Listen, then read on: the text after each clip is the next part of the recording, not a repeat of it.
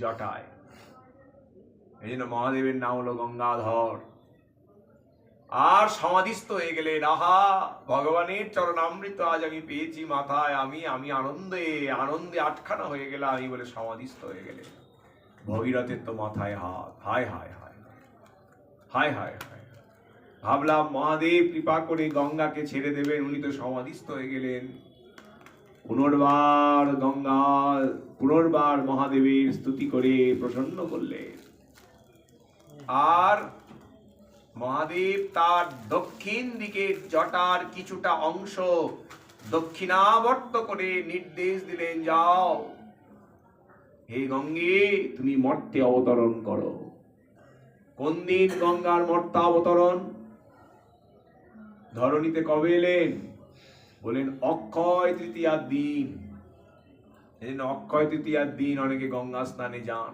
ওই দিন গঙ্গা দেবী ধরণীতে প্রবিষ্ট হলেন মহাদেবের জটা থেকে। জটা যখন গঙ্গা প্রকট হলেন, দেবতারা এসে বললেন, ভগীরথ, আমাদের জন্য একটা ধারা রেখে যাও স্বর্গে। এক ধারা স্বর্গ গঙ্গা রূপে রয়ে গেলেন। এই স্বর্গগঙ্গা কি?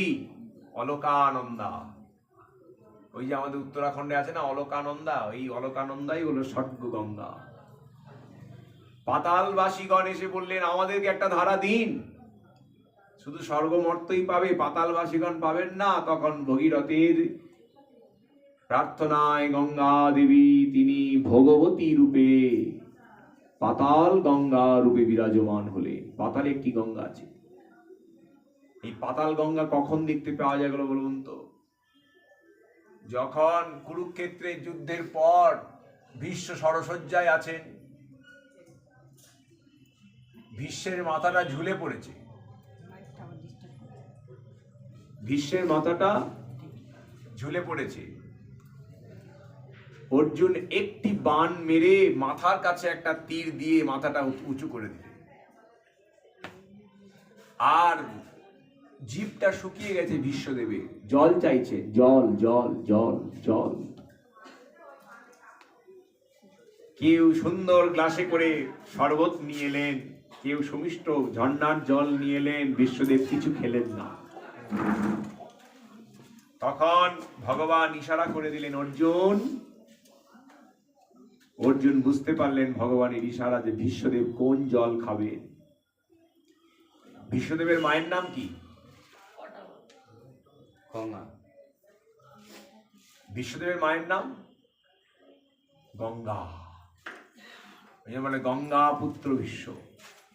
ভীষ্মদেবের মায়ের নাম হলো গঙ্গা। অর্জুন একটা বাণ মেরে দিলেন, সঙ্গে সঙ্গে পাতাল গঙ্গা বেরিয়ে এলো মাটি ভেদ করে। আর ভীষ্মের মুখে সেই গঙ্গা জল এসে তার তৃষ্ণা নিবারণ করলো। মহাভারতে আছে পাতাল গঙ্গার আবির্ভাব অর্জুনের বাণী। এই যে ভগবতী। আর শঙ্খধ্বনি